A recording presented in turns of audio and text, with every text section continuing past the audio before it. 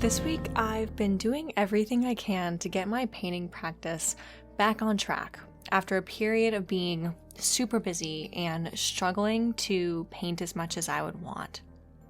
Last week, I talked about the steps that I took to get myself back on track, and this week, I want to talk about something that can take you right back to feeling blocked or burnt out if you aren't careful. And that is taking your work too seriously and not taking time to play. Now, before we go any further, I want to talk about this idea of taking your work too seriously. I think that when we say something like this, it's easy for us to get in this mindset of, well, it's easy for you to say not to take it too seriously. You're already doing this full time. Or, well, I need to take it seriously because I need to get better. And we're afraid that if we aren't being serious, that we aren't going to reach our goals. I totally understand where this comes from and why it happens. I can really relate to this, which is why I want to speak to it. The thing is, creativity is hard. When we're doing it at a really high level or we're really serious about getting better, it can be really tough. We're asking ourselves to explore the limits of our own capability and human creativity even. And that's a lot. And the thing is, if you take the pressure off, you aren't going to suddenly stop making progress. Conversely, what I think happens far more often is that we have the pressure on so much all the time that we stop having fun. And as a result, at a certain point, we decide this thing isn't as fun as I thought it would be, or it isn't as fun as it used to be. And it doesn't make sense for me to keep doing something that isn't this fun. We might have all kinds of stories around this. We might say, maybe I wasn't cut out for this. Maybe something changed. But I think the reality is for most of us that this is really a systems level problem, not a personal problem, where we set ourselves up to improve, and we get into this cycle of being really critical and not just getting to relax into it and enjoy the process in a low stakes way. So if this sounds like you, stay tuned because we're going to be talking all about how this works and how you can get this back. Now, for this video today, I'm going to be making a painting that is just for me of a subject I've been super excited to paint, which is Jinx from the TV show Arcane that's on Netflix. If you haven't seen it, I would highly recommend that you check it out. There are all sorts of YouTube videos about what makes it such an amazing show. So I won't get into too deep of a pitch here because you could totally go check out one of those videos if you're curious. But this animated show was made for artists by artists.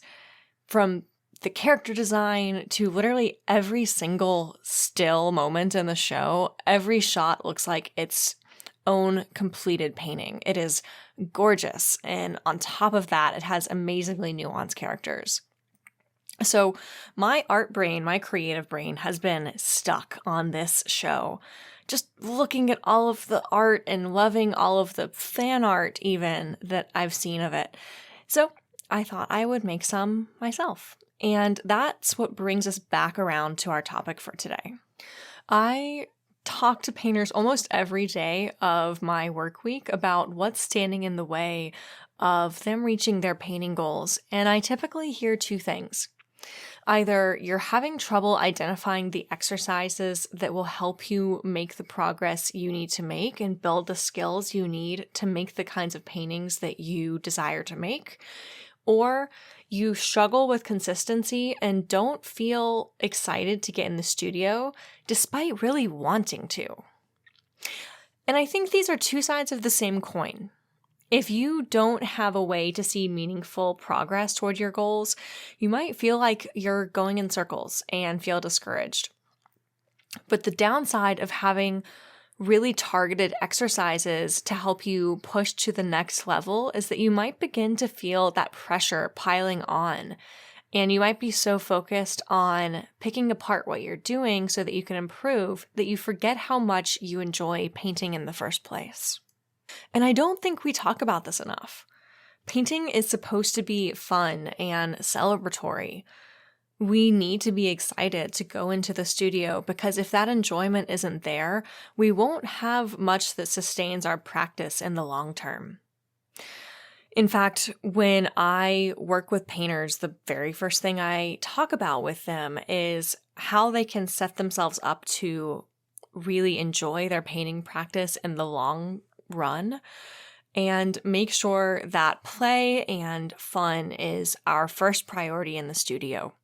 That doesn't mean that your progress will suffer. Conversely, it prevents the kind of block and burnout that is way more harmful to your progress in the long run. So if this is you, I want to challenge you to find something to paint that follows these guidelines or meets at least some of these criteria. You might paint a subject that you just feel really drawn to, or create a painting that's not meant to push you to a new level. It's just supposed to be something for you to enjoy the way you're comfortable painting right now. Or the subject or scale of the painting and the approach that you'll paint in make you feel relaxed and eager to paint rather than leaving you asking questions or feeling apprehensive about starting or intimidating about successfully executing that technique. Or finally, you could engage in an exercise that you find simple and meditative.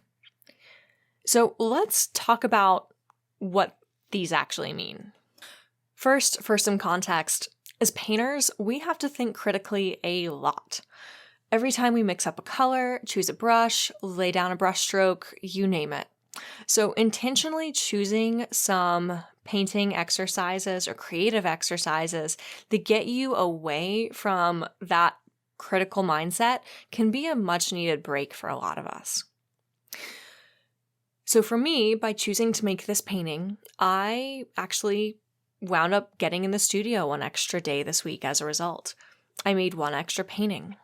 I got to share a show and a story and characters that I love with a lot of people. And that to me felt low stakes and fun and exciting. And it felt really nice to just connect with something I wanted to do. And when I say that, I mean, I did it first and foremost because I was drawn to do it. Not because I could impress people with it, or I could impress myself with it, or I could sell it and make money, and I was excited to make it. No, this first and foremost, like the only purpose of this piece was to be a creative outlet for me that felt fun. And that is a departure. Now, in your case, you might not be doing this as a career, so you might not have the exact same pressures, but I bet that when you look at a painting, if you've been really focused on your own improvement for a long time, you might notice that some of these higher stakes elements are creeping in. Like, oh, I really want to use this piece to further my sense of light or to get looser brushwork. Those are things that are focused on you improving, and it gets us in that kind of critical mindset. And to be clear, I don't mean critical in the pejorative sense. It's just matter of fact. Like, we are actively critiquing and assessing what we're doing in order to thoughtfully change our habits towards ones that are more sophisticated or a better fit for the kind of work we want to make. So this piece is just one way that I'm helping myself to build some momentum. Another way that I'm doing that is by going back and continuing to create master studies, as I talked about last week and earlier with my video on the John Singer Sargent master study that I did. And I think this is a great contrast, actually, to this piece. This piece was meant to be play in that I really wasn't trying to learn anything. I just wanted to connect with the subject, and I set myself up for success by choosing a reference and by choosing a way of working and a size for this painting that felt really approachable. For master studies, on the other hand, this is something where I am engaging my sense of learning. I am trying to improve, but with master studies, a lot has already been laid out for me, so I can focus on really enjoying the process of learning rather than worrying about making a finished piece that I might like or that other people might like. So for me, doing master studies is fun because I don't have to make a lot of decisions, and the painting isn't meant to be a part of my portfolio. I could make an absolute mess on the canvas, but still could have learned a lot from that piece. I love that process of learning. So for me, making paintings I'm excited about isn't only a function of a fun or easy subject, and I wanted to point that out because that might be the case for you too. So personally, I like turning to master studies as a fun way to mix things up. I also know painters who really enjoy using value studies or color studies or thumbnailing to this end. So if you're feeling stuck, the answer might not be to power through and find more and more effective exercises to help you learn.